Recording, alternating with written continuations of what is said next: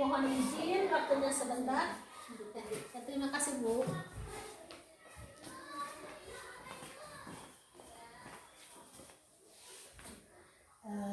Ibu mohon izin, mohon maaf sudah mengganggu waktunya. Kebetulan saya kan sedang mengikuti CGP. Nah, ada tugas yang harus saya kerjakan terkait modul yang ada dalam tugas CGP.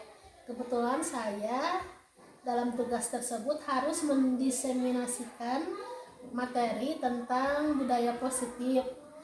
Mohon kiranya Ibu berkenan memberikan izin kepada saya untuk melaksanakan diseminasi.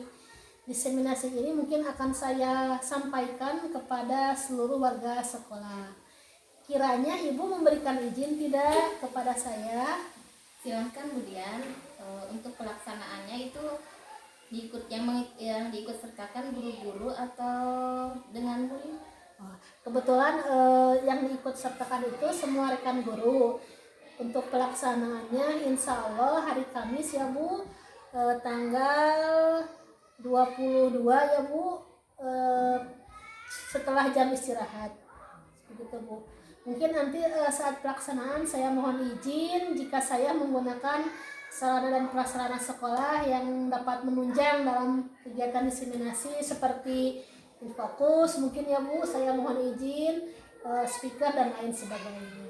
Silakan, mudah-mudahan dapat dilaksanakan dengan baik.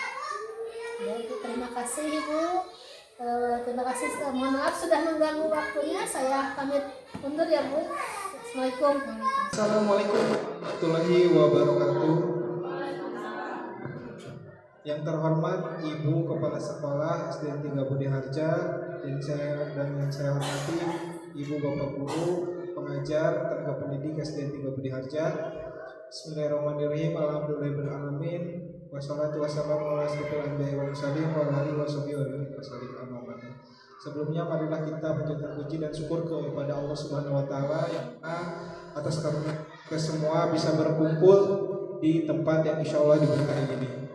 Salawat dan salam tidak lupa marilah kita panjatkan kepada junjungan alam Habibana wa Nabiyana Muhammad sallallahu alaihi wasallam, tidak lupa kepada keluarganya, kepada sahabatnya, kepada tabi'in, atba'in tabi'innya. Mudah-mudahan sampai kepada kita selaku umatnya, jaga dia menjaga kita semua mendapat syafaat darinya.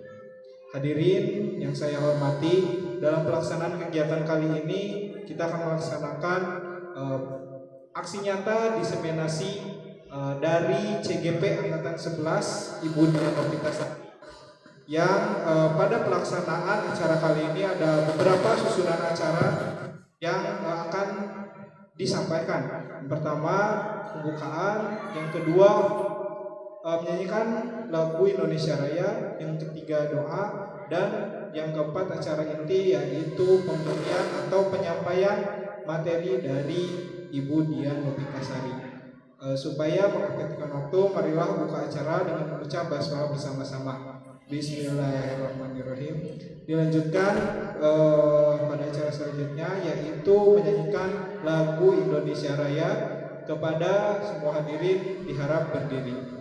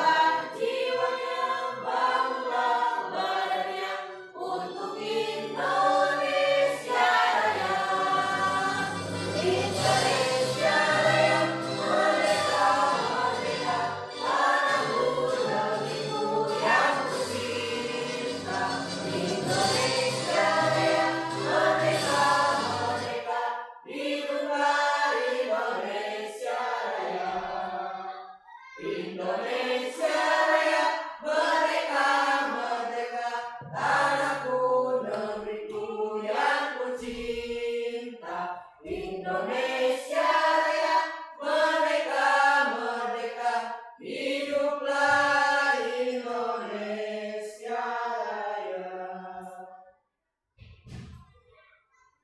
Terima kasih hadirin, dimohon untuk duduk kembali. Dilanjutkan pada acara selanjutnya, yaitu pembacaan doa oleh Ibu Susi Susulawati supaya acara bisa terlaksana dengan baik dan diberi keselamatan selama pelaksanaan acara. Kepada Ibu Susi dipersilakan.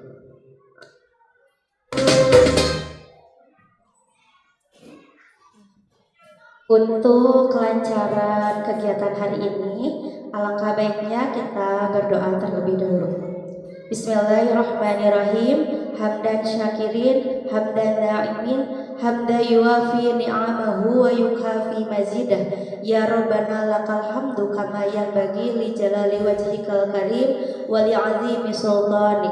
Bismillahirrahmanirrahim. Allahumma inna nas'aluka salamatan fid din wa afiatan fil jasad wa ziyadatan fil ilmi wa barakatan fil rizki wa taubatan qoblal maut wa rahmatan indal maut wa maghfiratan ba'dal maut. Allahumma hawwin alaina fi syakaratil maut wa najata minan nar wal afwa indal hisab. Rabbana atina fid dunya hasanah wa fil akhirati hasanah wa qina azabannar. Walhamdulillahi rabbil alamin.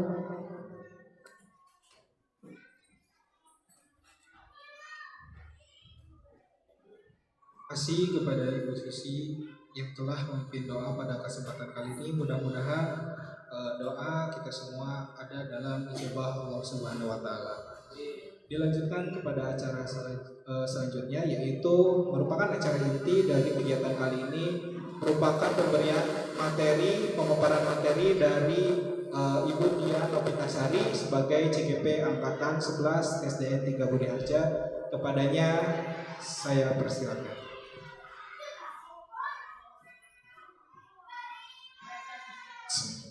Bismillahirrahmanirrahim. Baik, terima kasih kepada Bapak Moderator yang telah memberikan waktunya. Assalamualaikum warahmatullahi wabarakatuh. Bismillah, alhamdulillah, wassalatu wassalamu ala rasulillah Sayyidina Muhammadin wa ala alihi wa sahbihi ajmain. Yang terhormat Ibu Kepala Sekolah SDN 3 Budi Harja, yang terhormat Bapak Ibu Guru rekan seperjuangan SDN 3 Budi Harja, yang pada kesempatan kali ini terima kasih atas kesediaannya bersedia hadir dalam kegiatan diseminasi modul 1.4 budaya positif. Salawat beserta salam semoga terlimpah curahkan kepada junjungan kita, yakni Habibana wa Nabiana Muhammad sallallahu alaihi wasallam. Baik, Bapak Ibu guru sekalian, sebelumnya saya ucapkan terima kasih atas kesediaan waktunya. Mohon maaf telah mengganggu waktu Bapak Ibu guru semua. Barangkali Bapak Ibu sedang banyak pekerjaan, namun saya ganggu. Terima kasih atas kesediaannya dalam kehadirannya pada kesempatan kali ini.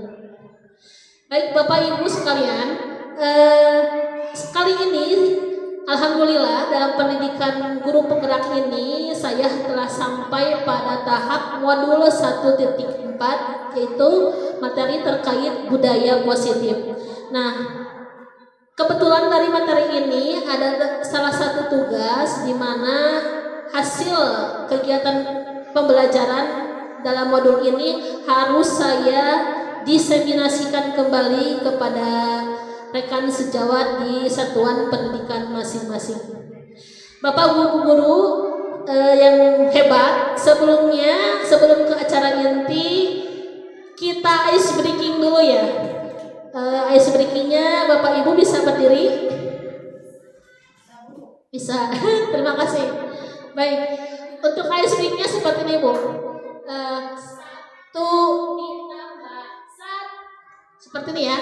1 ditambah 1 sama dengan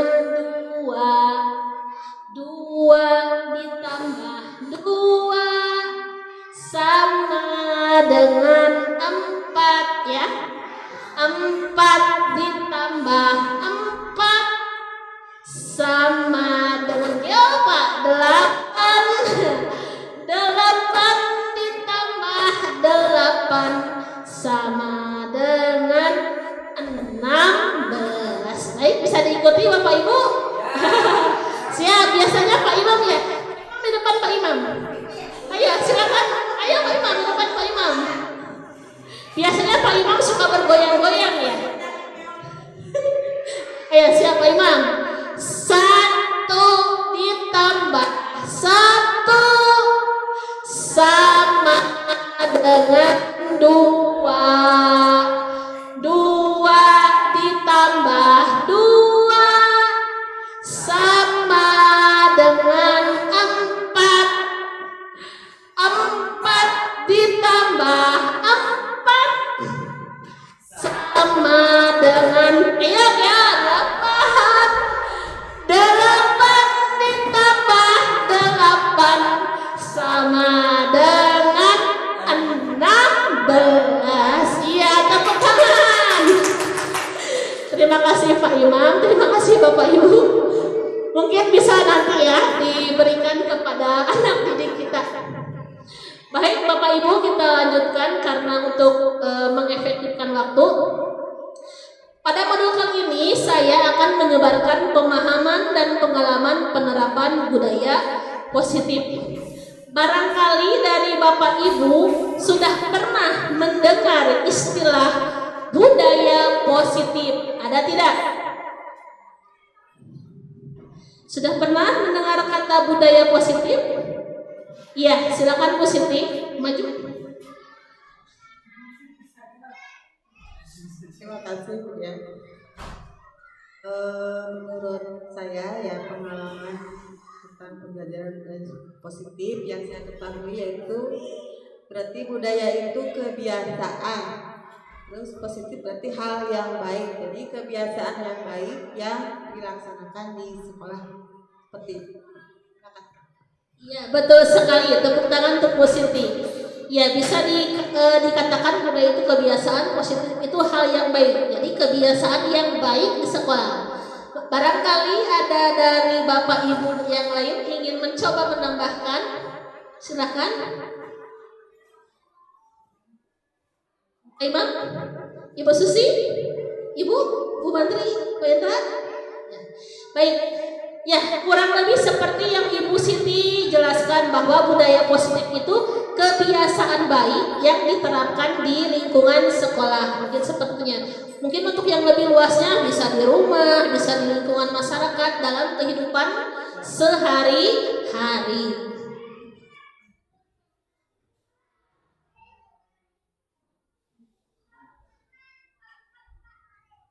Ya, selamat datang para guru hebat. Mari belajar bersama, berkolaborasi, saling mendukung demi mewujudkan disiplin positif di sekolah. Baik, Bapak Ibu hebat, pada kesempatan ini ada beberapa poin yang akan saya sampaikan terkait modul 1.4 budaya positif. Yang pertama yaitu tentang perubahan paradigma belajar, disiplin positif, nilai-nilai kebajikan, kebutuhan dasar manusia, motivasi perilaku manusia, posisi kontrol guru, keyakinan kelas, dan segitiga restitusi. Jadi ini adalah materi yang mungkin saya ingin berbagi praktik baik. Sebelumnya mohon maaf, bukan berarti saya paling bisa paling ini, cuman kita belajar bersama ya Bu, karena saya juga sama dalam tahap belajar ya Bu. Belajar ingin berbagi praktik baik ya Bu. Baik Bapak Ibu guru hebat. Nah, seperti kita ketahui sekarang itu ada peralihan dari kurikulum Kurtilas ke kurikulum Merdeka. Apa perbedaannya antara kurikulum 13 dan kurikulum Merdeka? Mungkin secara sekilas sama saja ya, tapi ada yang lebih dalam kurikulum Merdeka itu lebih dijelaskan ya, bahwa pembelajaran itu berpihak pada murid ya. Esensinya pembelajaran itu berpihak pada murid. Jadi kita itu sesuai dengan filosofi Ki Hajar Dewantara, tugas guru itu menuntun kodrat anak agar tumbuh berkembang setinggi-tingginya sesuai bakat dan minat yang dimilikinya sesuai dengan kodrat alam dan kodrat zaman. Mungkin pembelajaran dengan paradigma baru merupakan pembelajaran yang dirancang berdasarkan prinsip pembelajaran yang berdiferensiasi. Sebelumnya ada kata berdiferensiasi. Dari Bapak Ibu sekalian, ada yang mengetahui makna dari diferensiasi? Ya, Bu Depi, silahkan. Pembelajaran berdiferensiasi ini maksudnya itu adalah pembelajaran yang disesuaikan dengan minat dan kemauan anak. Misalnya minat anak ini condongnya ke seni, jadi guru memfasilitasi sesuai dengan minatnya, ataupun misalkan sesuai dengan kebutuhan anak. Misalkan anaknya itu pembelajaran dengan audio, guru menyediakan dengan audio. Ada yang visual dengan visual. Jadi disesuaikan dengan kebutuhan dari minat anak. Seperti itu mungkin. Baik, terima kasih. Betul sekali Bu Depi. Barangkali dari rekan sekalian yang lain ada yang ingin menambahkan? Ya, Bu Siti, silahkan.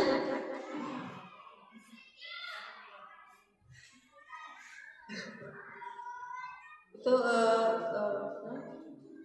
dari Bu Depi juga sudah jelas ya. Itu dengan contohnya seperti tadi. Tapi kalau menurut saya, pembelajaran berdiferensiasi itu berarti pembelajaran yang dikelola atau direncanakan untuk memenuhi kebutuhan belajar peserta didik. Tapi ya Betul sekali. Jadi kegiatan pembelajaran yang disesuaikan dengan kebutuhan peserta didik, itulah kegiatan pembelajaran berdiferensiasi. Barangkali ada yang ingin menambahkan lagi, Bapak Ibu? Cukup? Ya, kita lanjut ya, Bu. Sehingga para peserta didik belajar sesuai dengan kebutuhannya berdasarkan tahap perkembangan sesuai teori psikologi modern, yaitu untuk mewujudkan profil pelajar Pancasila, di mana sudah kita bahas ya dalam kemarin penyusunan visi ya. Itu profil pelajar Pancasila itu ada 6. Yang pertama, sambil nyanyi ya Bu, masih ingat nyanyinya? Ya, 1, 2, 3. Ya.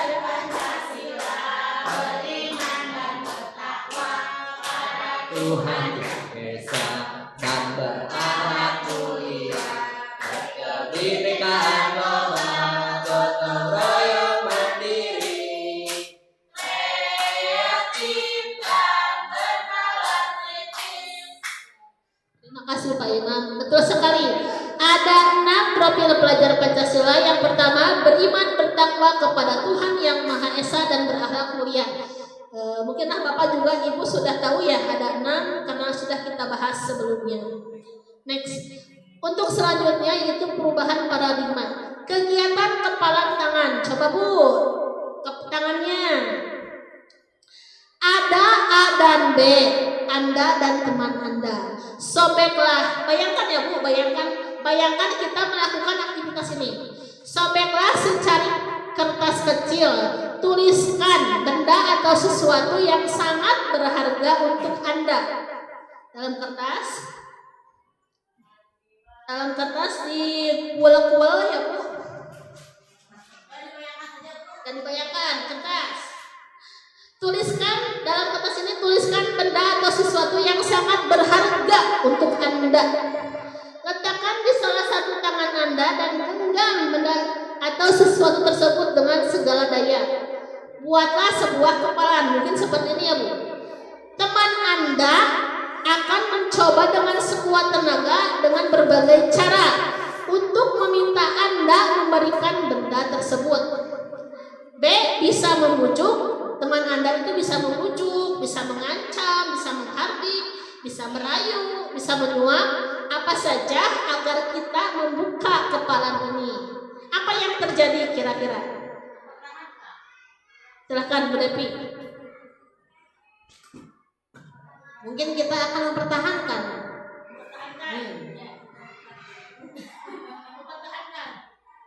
Apa alasannya mempertahankan?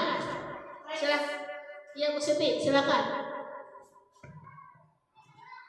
pertahankan karena itu adalah hal yang berharga. Jadi segala sesuatu itu tergantung pada diri sendiri. Betul sekali. Mungkin penjelasan lebih lanjutnya nanti akan dibahas ya. Ada lagi yang ingin menambahkan, apa yang akan terjadi kata Bu Devi akan dipertahankan karena sesuatu yang berharga itu akan dipertahankan oleh diri sendiri. Barangkali ada jawaban yang lain? Sama? Ya, kita lanjut Pak. Next. Miskonsepsi tentang teori kontrol. Nah, biasanya di sini lihat. Di sini ada kita ilustrasikan ya. Ini sebagai murid, ini sebagai guru. Ilusi guru mengontrol murid. Ilusi bahwa semua penguatan positif efektif dan bermanfaat. Ilusi bahwa kritik dan membuat rasa bersalah mampu menguatkan karakter. Ilusi bahwa orang dewasa berhak memaksa. Jadi Bapak Ibu tadi, kepalan tadi itu berhubungan dengan teori kontrol dalam diri, ya.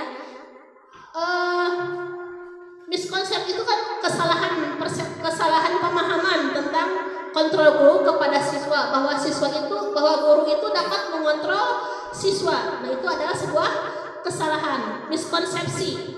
Seperti tadi juga ketika kita mengepalkan sesuatu yang berharga, yang mengontrol kita itu bukan orang lain, tetapi diri sendiri. Betul tidak? Sesuatu yang kita beranggap berharga, kita kepalkan, orang lain membujuk, apalagi tadi merayu. Tapi ketika kontrol dalam diri kita tidak memberikan, kita tidak akan mengepalkan tangan, membuka tangan. Begitu juga praktik pengajaran kita kepada murid. Kita harus bisa menciptakan murid yang mampu mengontrol dirinya sendiri. Jadi kita bukan mengontrol ya, tapi murid itu harus memiliki kesadaran diri sendiri. Nanti mungkin akan dibahas dalam materi yang selanjutnya. Silakan Pak Iman. Ilusi guru mengontrol murid. Pada dasarnya kita tidak dapat memaksa murid untuk berbuat sesuatu jikalau murid tersebut memilih untuk tidak melakukannya. Walaupun tampaknya kita sedang mengontrol perilaku murid tersebut, hal ini karena murid tersebut sedang mengizinkan dirinya untuk dikontrol. Mungkin ini ada kaitannya dengan ini ada kaitannya dengan pembelajaran berdiferensiasi, di mana bahwa setiap anak itu unik, ya. Anak unik, anak mempunyai potensi yang beragam, yang masing-masing sesuai dengan kodrat alamnya, kodrat anaknya, ya. Ini ada hubungannya dengan pembelajaran berdiferensiasi. Ilusi bahwa semua penguatan positif efektif dan bermanfaat. Penguatan positif atau bujukan adalah bentuk-bentuk kontrol. Segala usaha untuk mempengaruhi murid agar mengulangi suatu perilaku tertentu adalah suatu usaha untuk mengontrol murid tersebut, ya. Ilusi bahwa semua penguatan positif efektif dan bermanfaat. Jadi tadi kita itu harus menciptakan itu siswa yang mempunyai kontrol diri, ya. Selanjutnya, ilusi bahwa kritik dan membuat orang merasa bersalah dapat menguatkan karakter. Menggunakan kritik dan rasa bersalah untuk mengontrol murid menuju pada identitas gagal. Untuk materi lebih lanjutnya nanti ada pada slide selanjutnya. Ilusi bahwa orang dewasa memiliki hak untuk memaksa. Nah, karena dewasa. Jadi anak dapat dikontrol, tapi bukan itu sebenarnya penerapannya sudah menjadi miskonsepsi. Banyak orang dewasa yang percaya bahwa mereka memiliki tanggung jawab untuk membuat murid-murid berbuat hal tertentu. Apapun yang dilakukan dapat diterima selama ada sebuah kemajuan berdasarkan sebuah pengukuran kinerja. Lalu bagaimana seseorang bisa berubah dari paradigma stimulus respon kepada pendekatan teori kontrol? Stephen R. Covey, Principle Centered Leadership 1991 mengatakan bahwa bila kita ingin membuat kemajuan perlahan, sedikit-sedikit ubahlah sikap atau perilaku kita. Namun bila kita ingin memperbaiki cara-cara utama kita, maka kita perlu mengubah kerangka acuan kita. Pada stimulus respons seolah-olah orang lain dapat kita kontrol, dapat kita kendalikan, sehingga kita dapat merubah seseorang menjadi apa yang kita inginkan. Tetapi pada teori kontrol sangat bertolak belakang.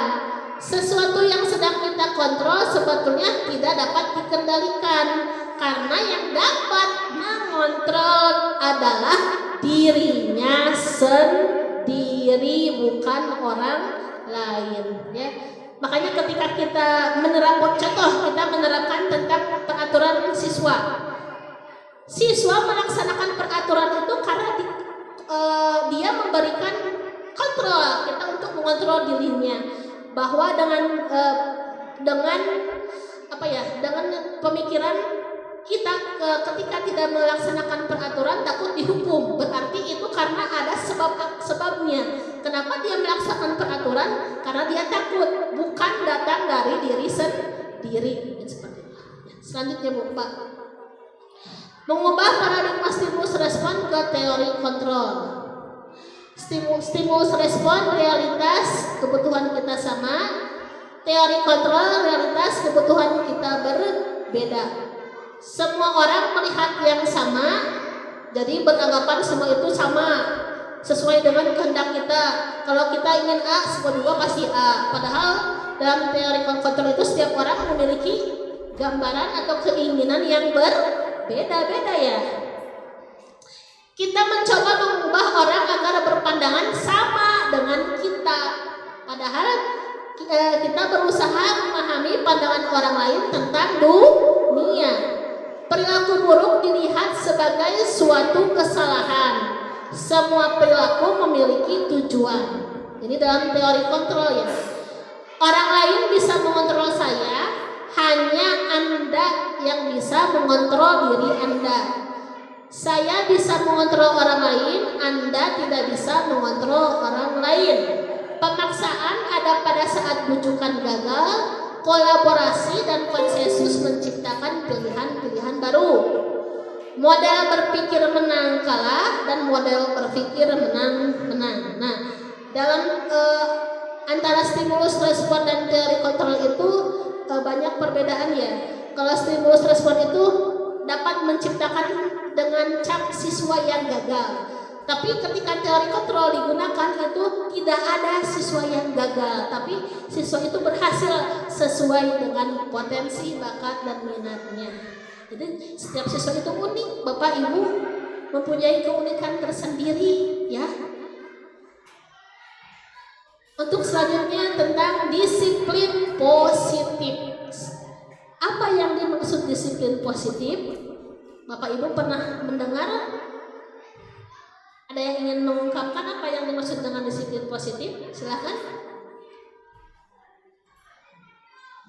Disiplin berasal dari kata disiplina yang berarti belajar.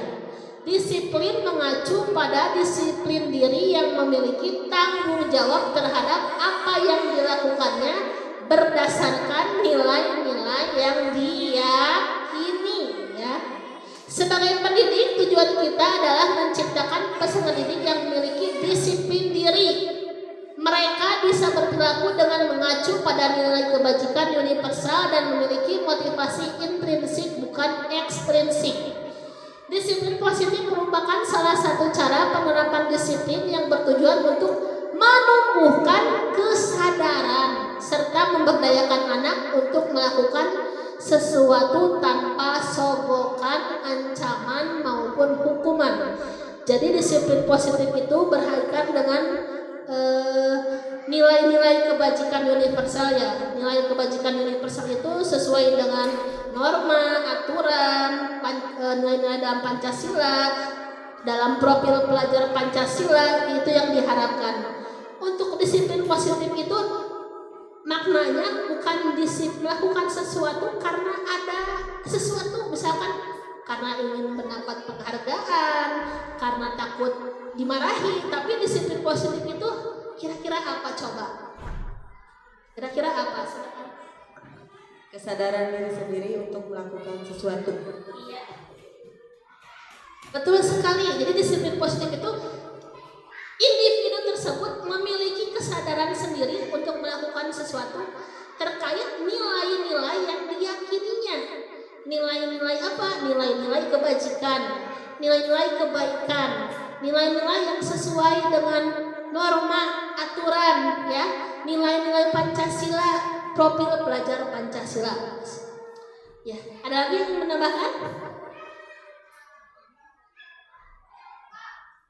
Pendekatan disiplin positif tidaklah tentang anak atau peserta didik secara langsung, tetapi tentang diri dan cara kita sendiri, baik sebagai orang tua, guru, atau orang dewasa yang memberikan dampak dan pengaruh positif kepada anak atau peserta didik. Betul sekali ya, orang tua, khususnya kita guru itu sebagai contoh, sebagai suri toladan yang baik bagi anak didik kita. Jadi sebelum kita membuat disiplin positif, kita dulu yang memberi contoh kepada anak didik, agar anak didik itu nanti akan timbul kesadaran dari diri sendiri, ya.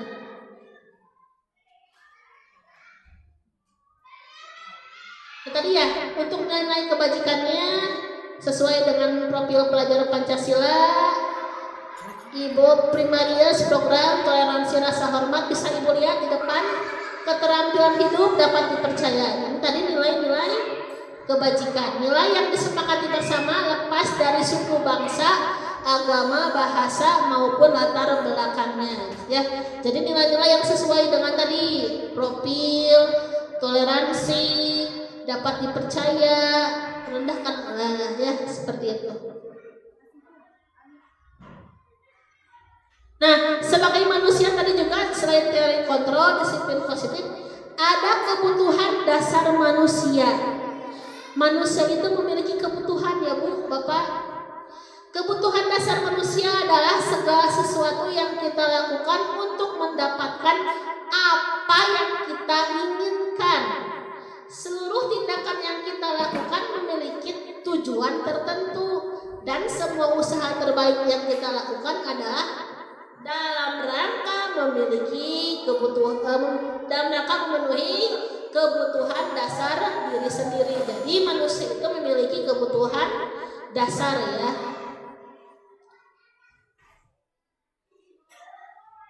Dalam kebutuhan dasar manusia itu dikelompokkan ada 5. Yang pertama, bertahan hidup. Yang kedua, kebebasan. Yang ketiga, kasih sayang dan rasa diterima. Yang keempat, penguasaan. Dan yang kelima, kesenangan. Bertahan hidup pasti ya, kita memerlukan sandang, pangan, papan, ya, agar kita menjadi pribadi yang sehat, jasmani dan rohani. Kebebasan itu misalkan kita itu ingin apa ya, mandiri, mempunyai pilihan, mencoba hal yang baru. Kasih sayang dan rasa diterima. Tentu saja kita itu sebagai makhluk sosial, tidak dapat hidup sendiri. Pasti kita itu ingin merasa disayang, ingin merasa dihargai, dianggap, ya, oleh orang-orang di sekitar kita. Kemudian penguasaan. Nah, penguasaan itu berhubungan dengan kita itu misalkan ingin melakukan kerjasama, rasa diterima, menjadi bagian dari kelompok, dan kesenangan. Tentu saja itu hal yang manusiawi. Hal yang manusiawi. Inilah 5 kebutuhan dasar manusia. Menurut Bapak Ibu, jika kebutuhan dasar manusia ini salah satunya tidak terpenuhi, apa yang akan terjadi? Silakan. Menurut Bapak Ibu, jika kelima kebutuhan dasar ini tidak terpenuhi, apa yang akan terjadi?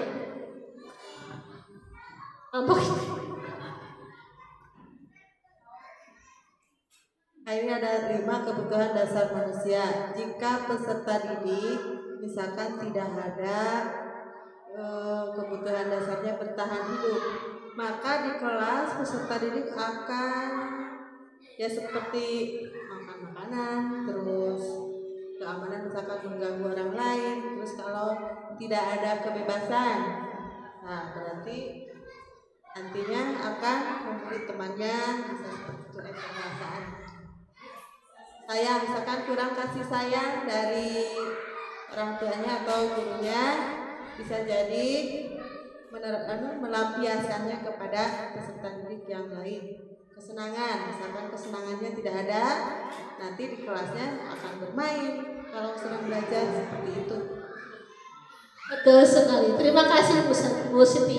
Ya, ini kebutuhan dasar manusia yang peserta didik juga sangat membutuhkan kelima unsur ini.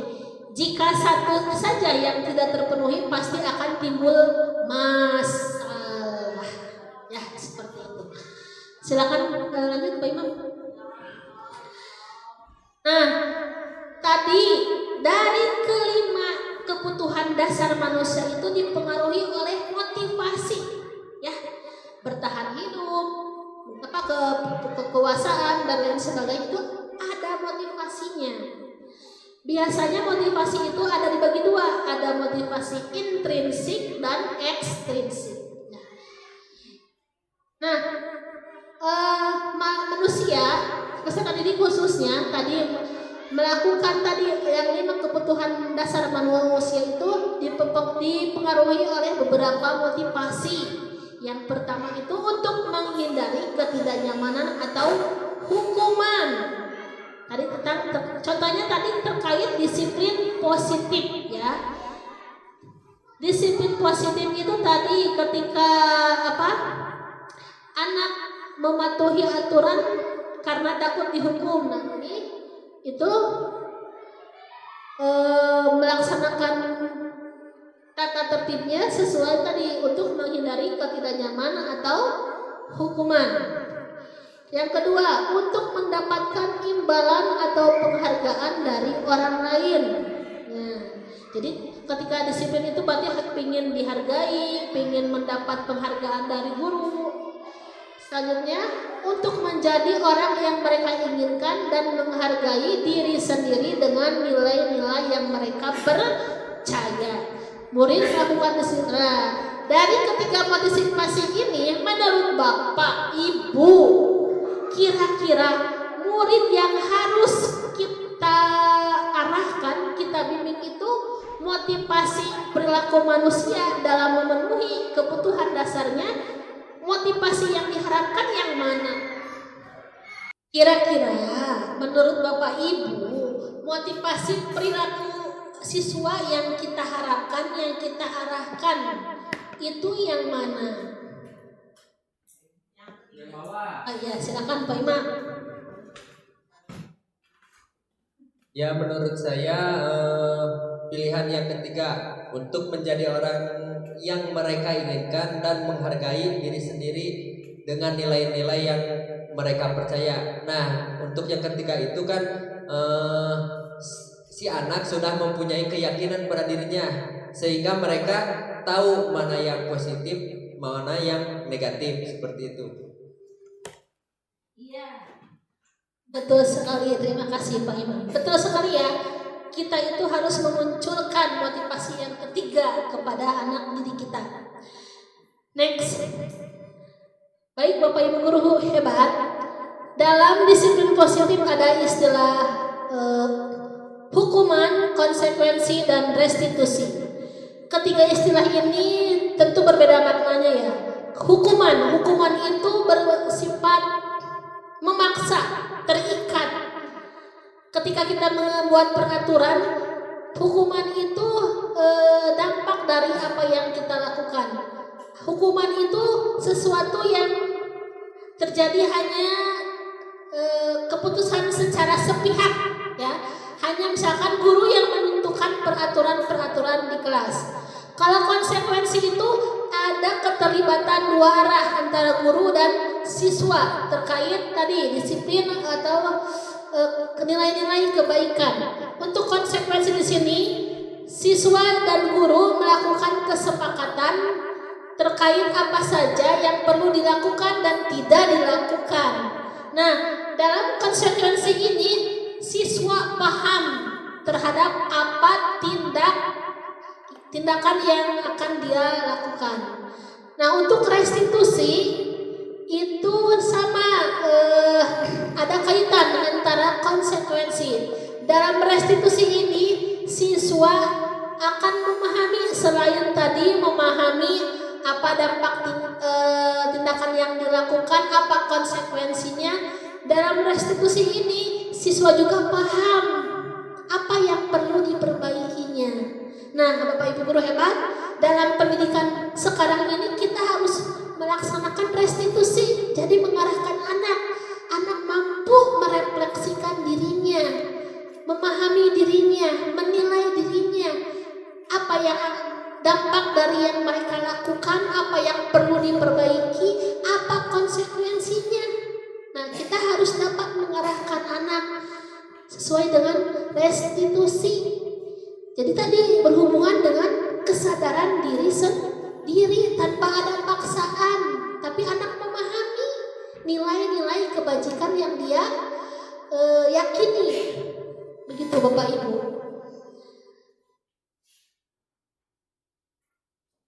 Nah, Bapak Ibu, untuk jika kita membuat peraturan itu akan menimbulkan konsep disiplin dengan identitas gagal. Itu hukuman dan penghargaan. Ya, dalam peraturan ada hukuman dan penghargaan dalam peraturan. Kalau hukuman itu ketika kita berbuat salah, apa dampaknya? Pasti akan ada hukuman. Dan penghargaan itu anak melaksanakan disiplin itu karena ingin mendapat penghargaan. Nah, Bapak Ibu, jika kita memberikan hukuman dan penghargaan itu akan menimbulkan identitas gagal. Kenapa?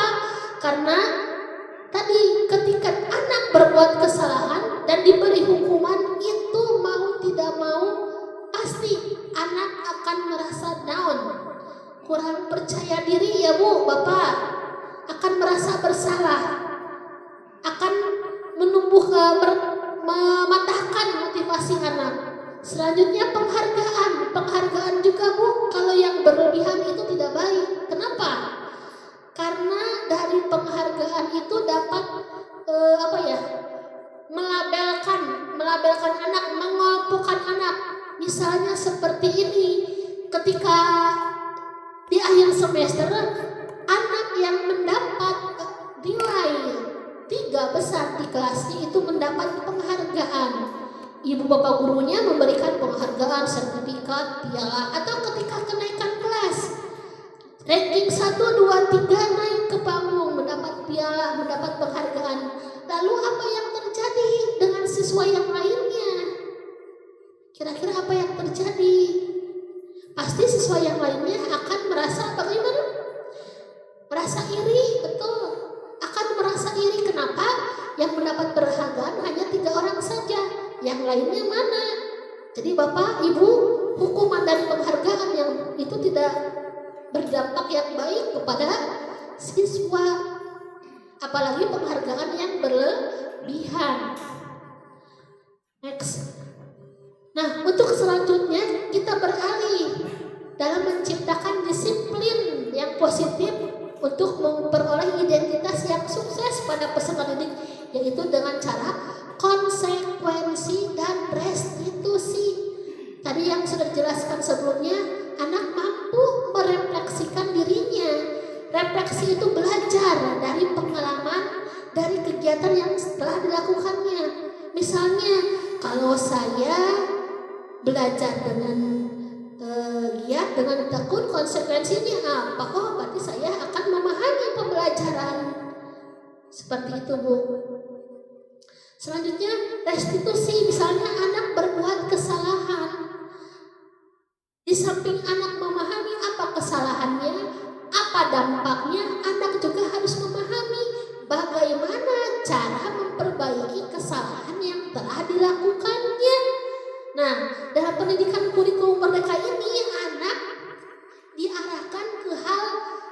disiplin dengan konsep identitas sukses Bapak Ibu. Ya, jadi kita harus mengarahkan anak itu mengetahui kelebihan dan kekurangan dirinya sendiri, merefleksikan dirinya sendiri. Selanjutnya, konsep disiplin dengan pendekatan restitusi. Sebuah cara menanamkan disiplin positif pada murid. Jadi cara kita menanamkan disiplin yang positif itu dengan cara restitusi. Disiplin positif itu anak memiliki kesadaran terkait tadi nilai-nilai kebajikan ya. Nah, pendekatan restitusi. Adapun pengertiannya yaitu proses menciptakan kondisi bagi murid untuk memperbaiki kesalahan mereka sehingga mereka bisa kembali pada kelompok mereka dengan karakter yang lebih kuat menurut Gosen tahun 2004. Adapun ciri-cirinya yaitu bukan menebus kesalahan namun belajar dari kesalahan. Tadi kan sudah dijelaskan, belajar dari tindakan atau pengalaman yang telah dilaluinya. Kemudian memperbaiki hubungan, tawaran bukan paksaan, menuntun untuk melihat ke dalam diri, mencari kebutuhan dasar yang mendasari tindakan, fokus pada karakter bukan tindakan, muatkan dan fokus pada solusi. Jadi anak mampu merefleksikan diri sendiri, anak mampu berkarakter tadi sesuai dengan profil belajar Pancasila. Baik Bapak Guru yang hebat. Nah, selanjutnya kita itu sebagai guru, sebagai pendidik. Guru dan pendidik itu memiliki fungsi kontrol guru. Di sini ada 5 fungsi kontrol guru. Yang pertama sebagai penghukum, sebagai teman, sebagai manajer, sebagai pemantau dan pembuat rasa bersalah. Menurut Bapak Ibu, posisi kita itu harus ada di mana? Apa? Manajer. Yang lainnya?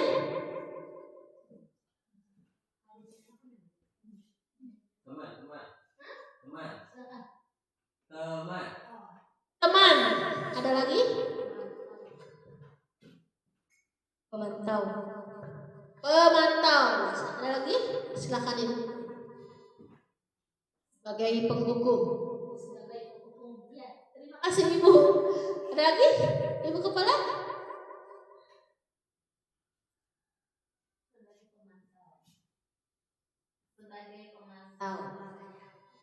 Terima kasih Ibu. Ya, tadi ada yang menjawab sebagai manajer, ada sebagai penghukum, ada sebagai pemantau.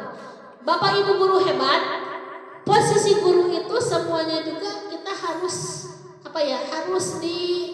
harus kuasai, betul. Harus dikuasai. Namun jika kita ingin mengarahkan anak didik kita sesuai dengan disiplin positif agar mempunyai kesadaran dalam diri sendiri, kita itu harus ada di posisi ini Bu, sebagai manajer yang mampu mengelola siswa kita. Ya, manajer itu kan mengelola, mengarahkan, membimbing, ya, untuk mengarahkan, membimbing anak, menuntun anak sesuai dengan kodratnya, sesuai dengan nilai-nilai kebaikan, sesuai dengan profil belajar Pancasila. Jadi semuanya juga saling berkaitan, tapi posisi yang paling sentral, paling utama seorang guru itu sebagai manajer dalam kelas, dalam pembelajaran, dalam membimbing anak, menuntun anak sesuai dengan kodratnya. Selanjutnya, Bapak Ibu, nah di sini ada contoh penerapan 5 posisi kontrol. Tadi kan ada penghukum, pemantau, teman, manajer, pembuat rasa bersalah. Apalagi? Ada 5 ya. Yang pertama penghukum. Contohnya patuhi aturan sekolah, lalu berdiri di depan barisan. Jadi langsung memberikan anak ketika berbuat kesalahan langsung diberi konsekuensi tanpa mendengar kenapa dia berbuat kesalahan. Itu posisi penghukum, ya Bu. Yang kedua, membuat rasa bersalah. Berapa kali Bu Guru harus memberitahu kamu, Bu Guru kecewa sama kamu. Ketika kita bicara seperti ini, anak itu akan merasa bersalah, merasa oh saya itu salah, seperti itu. Sebaiknya hindari Bu, karena ini akan berdampak pada identitas gagal ya. Teman, kalau teman, ayolah yang tertib, buat Bu Guru bangga. Kali ini tidak apa-apa kamu salah. Kalau ini mungkin bisa ya sharing ya, bahwa kita bisa menjelaskan bahwa kita itu manusia. Ibu juga pernah berbuat kesalahan ya. Ini lebih apa ya, lebih Persuasif. iya betul. Jadi terjadi hubungan timbal balik ya, ada komunikasi. Kalau ini dan ini itu cenderung anak sebelum menjelaskan anak sudah merasa kecewa ya Bu, Bapak sudah merasa down. Jadi ketika kita berbicara seperti yang penghukum dan membuat rasa bersalah, anak itu pasti ketika ditanya lagi dia tidak mau menceritakan kenapa misalkan dia berbuat seperti itu, karena kita memberi stimulusnya negatif. Jadi ketika dia berbuat kesalahan, dia tidak akan mau menceritakan kenapa dia berbuat kesalahan. Seperti itu Bu. Jadi antara penghukum dan pembuat rasa bersalah itu akan menciptakan kondisi gagal ya. Selanjutnya pemantau, kamu sudah melanggar apa peraturan dan konsekuensinya. Di sini sebagai pemantau, jadi kita memandu siswa untuk memahami dari tindakan yang dilakukannya, memandu. Jika siswa berbuat A, apa konsekuensinya? Jika siswa berbuat B, apa konsekuensinya? Itu posisi pemantau. Misalnya seperti ini, siswa kelas 5 tidak mengerjakan tugas yang diberikan guru misalnya. Kita bisa bertanya, menurut kamu, kalau kamu tidak mengerjakan tugas, apa yang akan terjadi? Apa konsekuensinya? Nah, ini jadi memantau. Yang terakhir manajer. Tadi manajer ini posisi yang sangat sentral. Kita harus ada di posisi ini Bu. Apakah kamu tahu kesalahanmu? Kira-kira bagaimana kamu akan memperbaiki kesalahan ini? Jadi dalam posisi manajer, guru itu membimbing siswa tadi di samping membimbing memahami apa kesalahannya, apa konsekuensinya, dan yang paling penting anak mampu memperbaiki kesalahannya, apa yang harus dilakukannya. Ya, karena refleksi diri. Jadi tindakan yang dilakukannya itu anak harus paham apa dampaknya, terus apa yang harus diperbaikinya agar siswa tersebut bisa lebih baik lagi. Jadi guru itu yang lebih baik ada di posisi sebagai manajer. Ya silakan Ibu. Ya Bu, ini kan kasusnya siswa tidak memakai atribut lengkap saat upacara bendera. Menurut saya mungkin ini penghukum. Siap, terima kasih. Ya, siap. Sesuai kasus. Ya. Siswa tidak memakai atribut lengkap saat upacara bendera. Ini penghukum. Tapi kita itu di posisi manajer Bu. Kalau ada siswa tidak memakai atribut lengkap saat upacara, tadi kita melakukan ini, manajer, apa kamu tahu kesalahanmu? Kan kita ingin menciptakan siswa yang berbudaya positif, betul tidak? Silakan. Sekarang si anak tersebut bukan hanya sekali dua kali misalkan itu kita sudah melaksanakan posisi manajer, tetapi anak tersebut masih saja seperti itu, bisa juga. Ya baik. Jadi kalau untuk satu kali kita bisa dalam posisi manajer, tapi ketika berulang-ulang karena berarti anak belum mampu merefleksikan dirinya. Ya. Antara posisi ini bisa digunakan ya baik. Iya apa Bu? Semuanya juga boleh, tergantung situasi dan kondisinya bagaimana. Ya, ya semuanya boleh. Kan seperti yang saya jelaskan. Cuman yang paling utama kita itu harus ada di posisi manajer. Jika untuk satu kali kesalahan kita bisa menggunakan ini, tapi kalau berulang-ulang kali berarti anak ya mungkin bermasalah.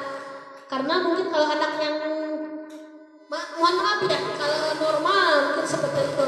Kalau berarti ada faktor-faktor yang lainnya mungkin bisa dilakukan diagnosis ya seperti itu.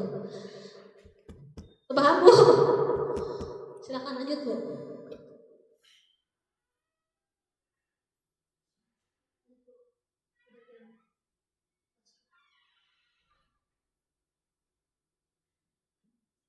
Baik Bapak Ibu guru, kita mencoba menjawab ya. Di sini ada pertanyaan. Posisi kontrol apakah aku? Kamu tidak pernah benar melakukannya. Kira-kira apa?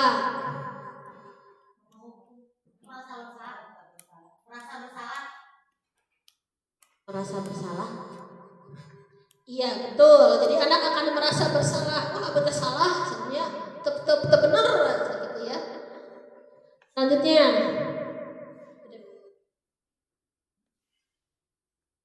Apa rencanamu untuk menyelesaikan masalah ini? Kira-kira posisi apa ini?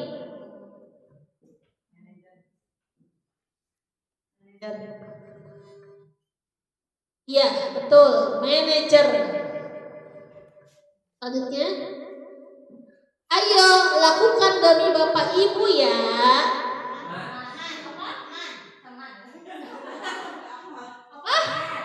Iya, sebagai teman. Lanjut. Kamu tidak pernah mendapat nilai jika tidak mengerjakan tugas. Kira-kira apa ini? Apa? Iya betul sekali, rupanya Bapak Ibu sudah paham ya, alhamdulillah.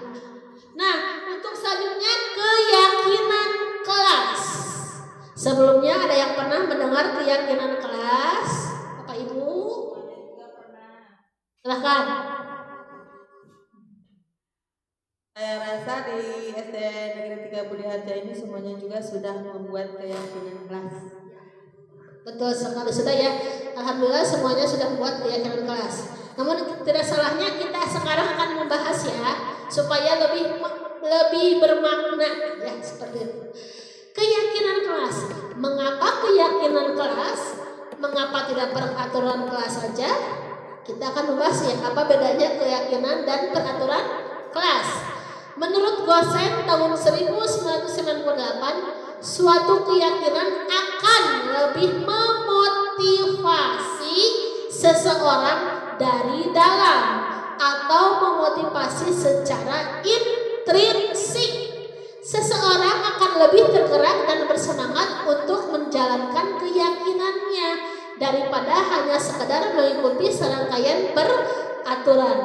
Jadi kita harus menimbulkan dalam diri siswa itu apapun yang dilakukannya itu harus motivasi intrinsik, bukan motivasi ekstrinsik. Kalau ekstrinsik itu tadi mengerjakan karena takut dihukum, berseragam karena takut dihukum, ingin nilai bagus karena ingin mendapat penghargaan. Nah, kita harus menghindari motivasi ekstrinsik, tapi kita harus memunculkan motivasi intrinsik yang datang dari dalam diri sendiri ya Bapak Ibu guru. Untuk selanjutnya, nah ini keyakinan kelas. Contoh kegiatan keyakinan kelas yang telah saya lakukan, membuat keyakinan kelas di kelas 5.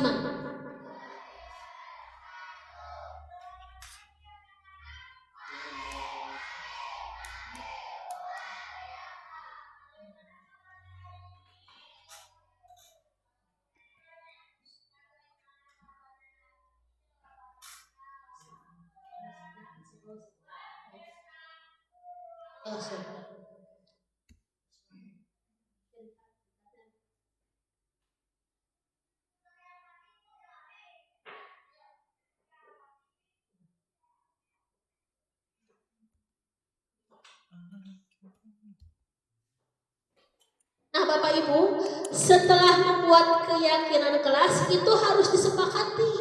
oleh semuanya, dibubuhi tanda tangan ya Bu sebagai bentuk kesepakatan ya.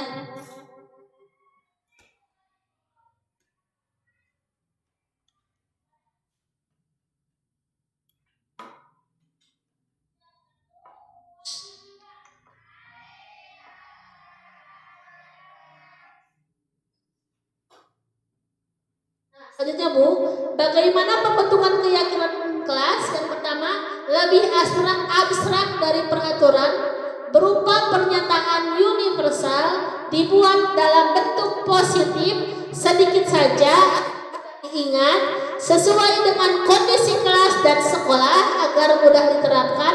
Semua warga kelas atau sekolah dilibatkan saat membuat. Jadi bedanya antara peraturan dengan keyakinan itu atau kesepakatan itu, peraturan hanya dibuat oleh dalam satu arah, tapi keyakinan, kesepakatan itu orang yang terlibat di dalamnya dilibatkan dalam membuat tadi kesepakatan ya, seperti itu. Nah Bapak Ibu, untuk selanjutnya segitiga restitusi. Suatu proses dialog yang dijalankan guru agar dapat menghasilkan murid yang mandiri dan bertanggung jawab. Ini segitiga restitusi itu kaitannya dengan tadi murid yang bermasalah ya. Murid yang bermasalah. Ketika murid bermasalah, kita dapat melakukan pendekatan dengan segitiga restitusi ya. Tadi hubungannya dengan merefleksikan diri, memperbaiki dari kesalahan yang telah dilakukannya. Dalam segitiga restitusi ada 3 tahapan. Yang pertama yaitu validasi tindakan yang salah, yang kedua menanyakan keyakinan, dan yang ketiga menstabilkan identitas. Misalnya ketika anak berbuat kesalahan, nanti ada contoh videonya ya Bu Bapak untuk lebih jelasnya. Untuk validasi tindakan yang salah, contohnya ya, kita melakukan pendekatan dengan siswa.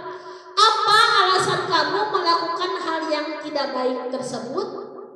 Atau adakah cara lain yang lebih efektif untuk mendapatkan atau memenuhi apa yang kamu butuhkan?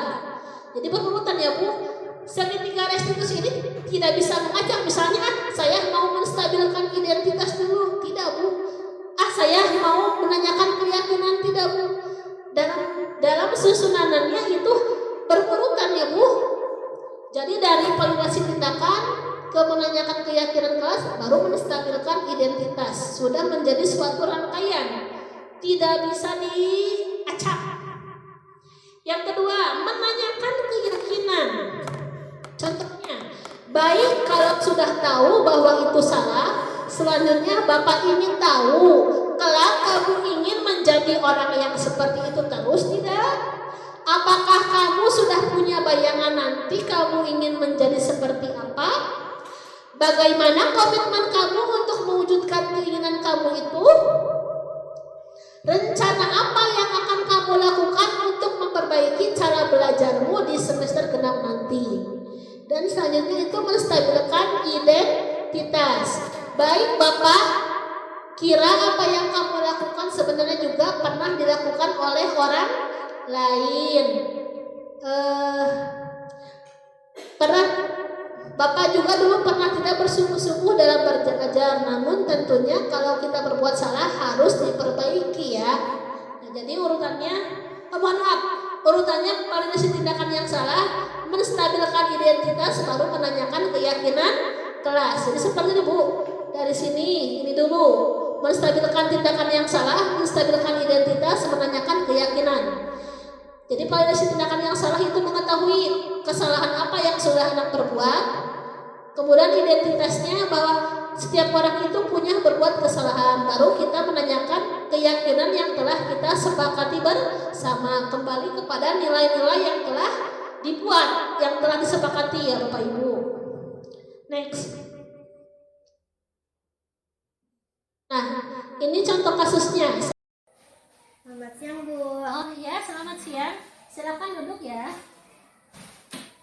Nah, Syakira, kamu tahu tidak kenapa kamu dipanggil ke sini? Mungkin berkaitan dengan tugas IPAS Bu. Ya, betul sekali. Kemarin kamu masuk kan? Ya Bu, masuk, tetapi saya tidak mengumpulkan tugas. Oh begitu ya.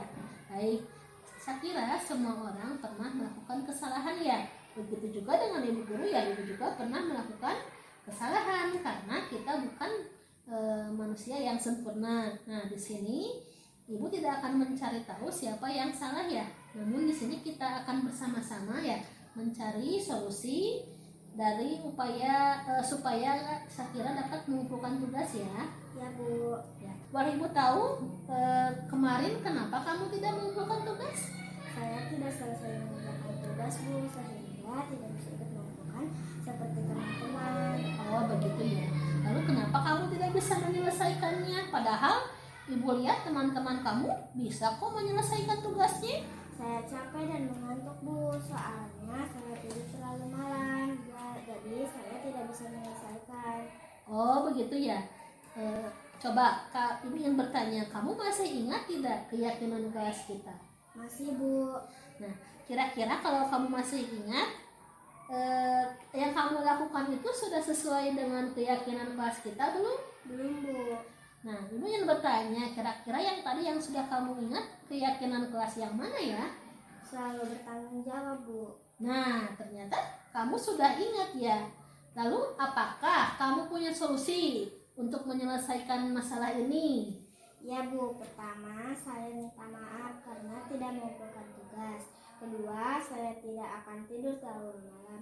Dan yang ketiga, saya akan mengerjakan tugas dari ibu guru dan akan saya kumpulkan besok. Oh ya, baik, terima kasih ya nak.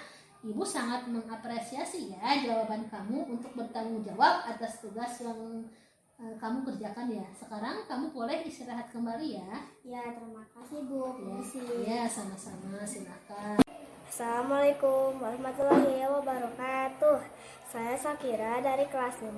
Setelah saya berdiskusi dengan Ibu Dian, saya merasa bahagia dan senang karena Ibu telah membantu permasalahan yang saya hadapi. Terima kasih ya Bu. Assalamualaikum warahmatullahi wabarakatuh. Waalaikumsalam, silakan duduk. Jadi terima kasih ya sudah datang ke sini. Ibu dengar dari laporan ketua kelas, katanya tadi kamu habis bertengkar ya dengan Lydia. Ya Bu, saya habis kesal sekali dengan Lydia. Oh begitu ya, kenapa kamu merasa kesal?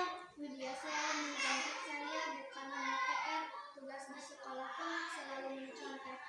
Oh wajar, jika kamu marah dan kesal ya karena jika ibu di posisi kamu, ibu juga pasti akan merasakan hal yang sama.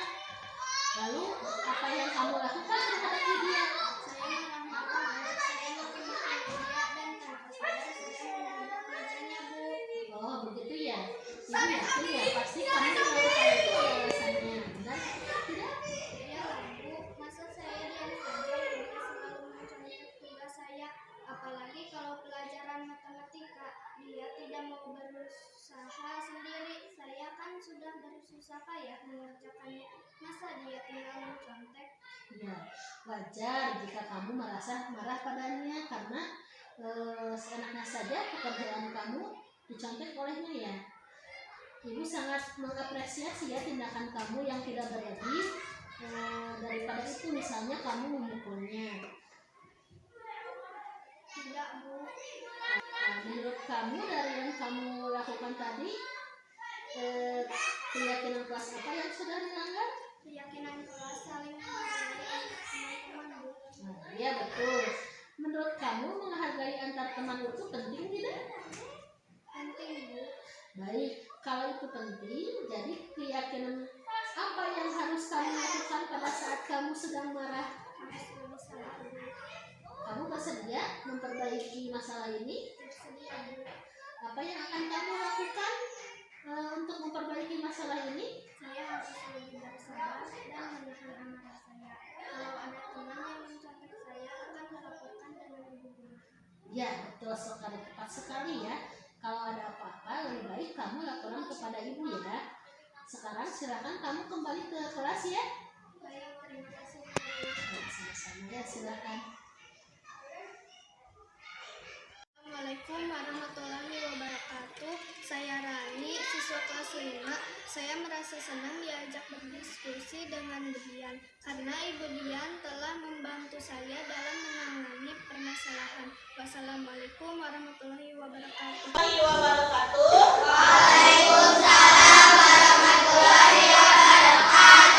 Selamat pagi anak-anak. Bagaimana kabarnya hari ini? Kalau ikut bertanya, bagaimana kabarnya hari ini? Jawabannya alhamdulillah. Luar biasa. Allah Akbar. Siap? Bagaimana kabarnya hari ini? Alhamdulillah. Luar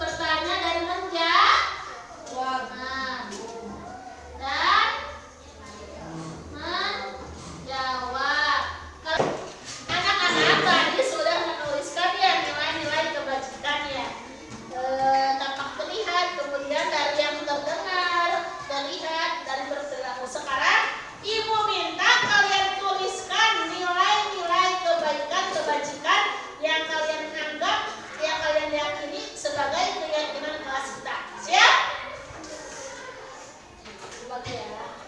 Satu orang dua.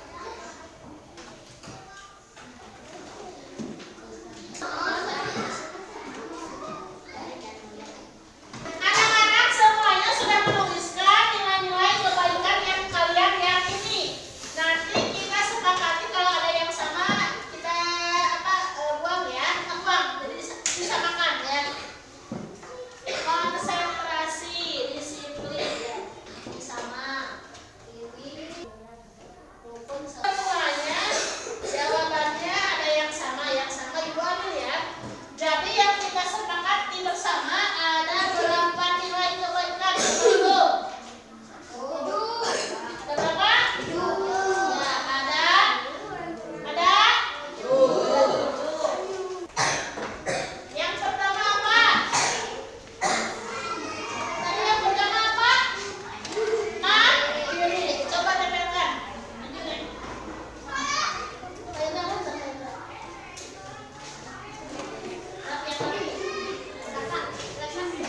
Assalamualaikum warahmatullahi wabarakatuh. Saya Raka, kelas 5 siswa kemudian. Saya merasa senang membuat keyakinan kelas. Kegiatan membuat keyakinan kelas dapat membuat belajar aman dan menyenangkan. Wassalamualaikum warahmatullahi wabarakatuh. Assalamualaikum warahmatullahi wabarakatuh. Saya Sakira dari kelas 5 siswa Ibu Dian. Perasaan saya sangat senang membuat keyakinan kelas. Dengan keyakinan kelas, kegiatan belajar aman, tentram, dan damai. Assalamualaikum warahmatullahi wabarakatuh. Baik Bapak Ibu, sebelum kita akhiri, dari pemaparan yang telah sampaikan, barangkali masih ada yang belum terpuaskan, ada yang ingin bertanya, silakan Bapak Ibu. Ya, silakan Bu Susi. Terima kasih atas waktunya Ibu. Izin bertanya. Pertanyaan itu, di sekolah kan sudah ditentukan ya tata tertib atau peraturan, sedangkan di kelas murid lebih meyakini keyakinan kelas. Apakah peraturan sekolah bisa diganti dengan keyakinan kelas? Terima kasih. Ya, baik, terima kasih pertanyaannya. Tadi pertanyaan yang utama, apakah peraturan bisa diganti dengan keyakinan? Untuk peraturan itu harus ada Ibu Bapak, keyakinan kelas itu bagian dari peraturan. Karena sebuah institusi itu harus punya peraturan. Peraturan jadi bagaimana sesuai dengan visi misi Bapak Ibu. Biasanya peraturan sekolah itu disesuaikan dengan visi misi sekolahnya. Ingin siswa yang seperti apa. Nah, untuk memberikan pemahaman kepada siswa, dibuatlah keyakinan kelas, keyakinan sekolah. Jadi keyakinan kelas dan keyakinan sekolah itu bagian dari peraturan sekolah, ya. Jadi peraturan sekolah disesuaikan dengan visi misi yang ingin dicapai oleh sekolah kita. Mungkin seperti itu Bapak Ibu. Ada yang ingin menambahkan? Tidak? Terima kasih. Selanjutnya ada lagi yang bertanya? Silakan. Iya Ibu. Assalamualaikum warahmatullahi wabarakatuh.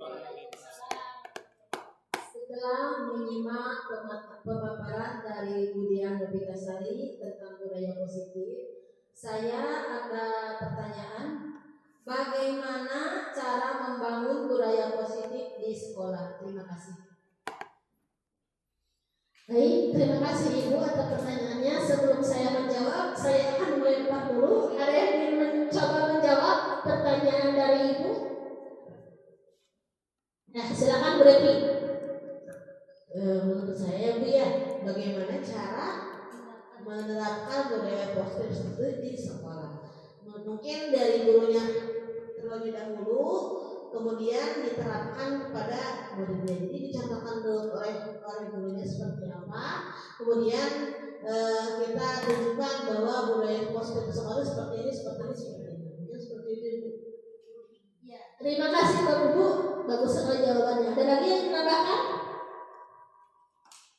Bagaimana cara menerapkan budaya positif di sekolah? Tadi kata Bu Devi dari gurunya dulu.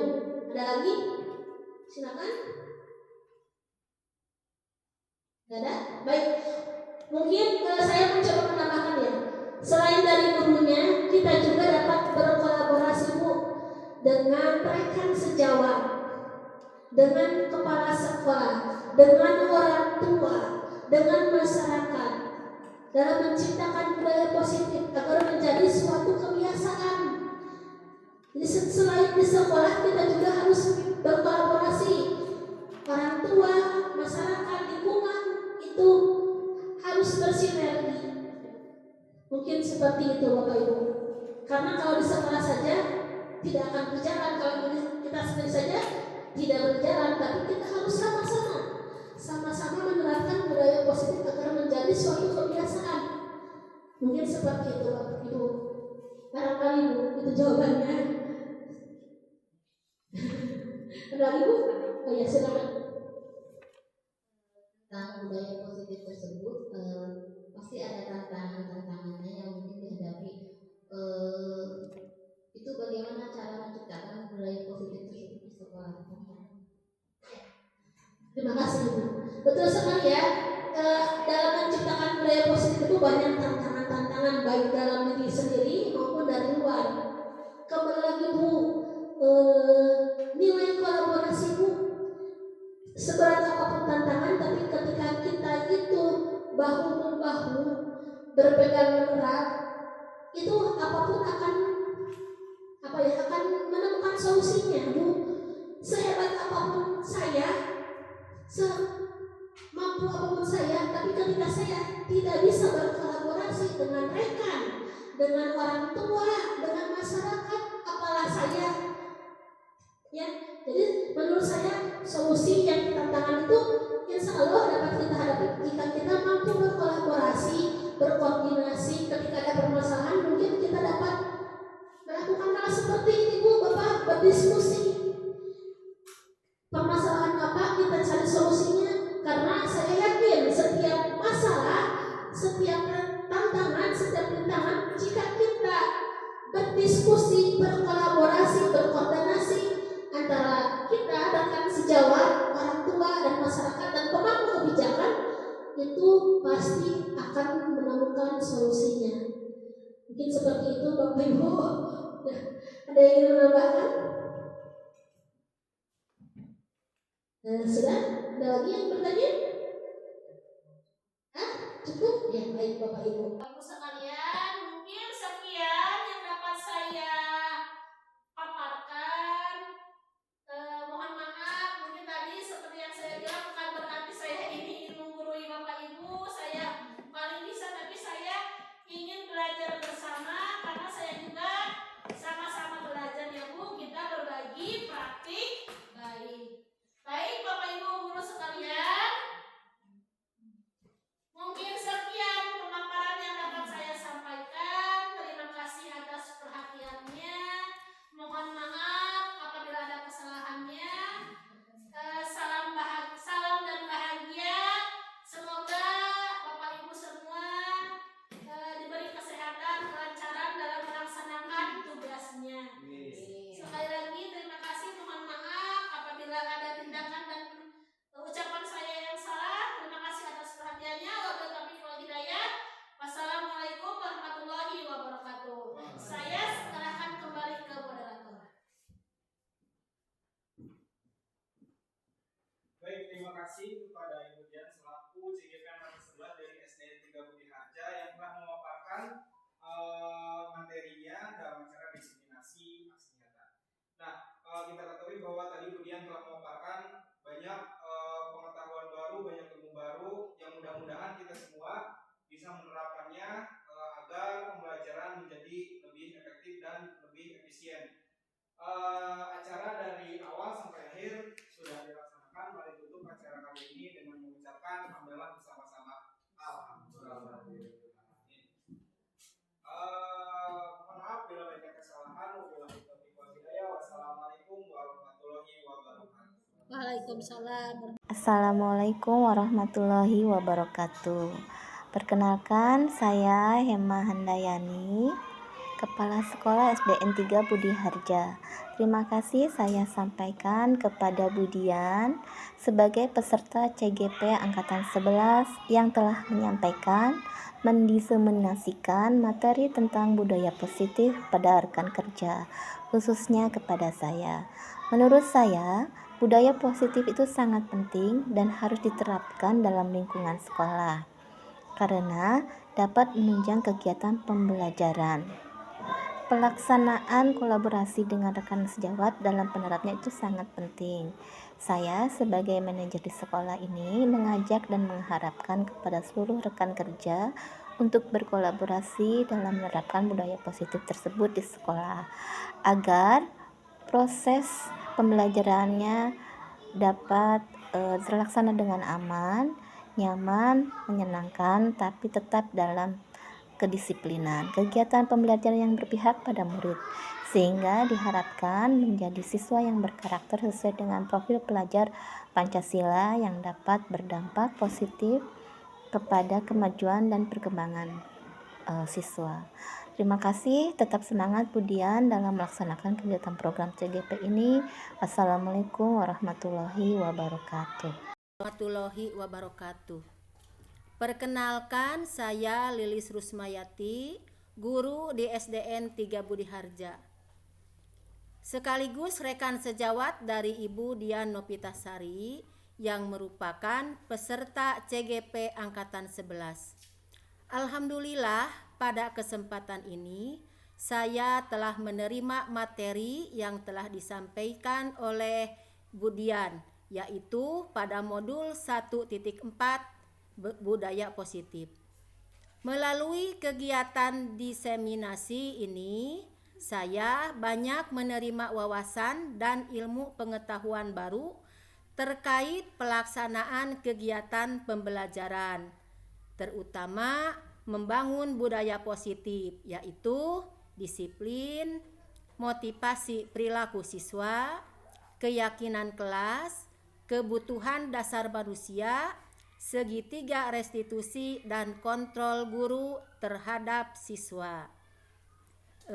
Materi tersebut sangat baik diterapkan di kelas agar terjadi kegiatan pembelajaran yang kondusif. Mudah-mudahan materi yang telah disampaikan dapat berguna bagi semuanya. Terima kasih. Wassalamualaikum warahmatullahi wabarakatuh.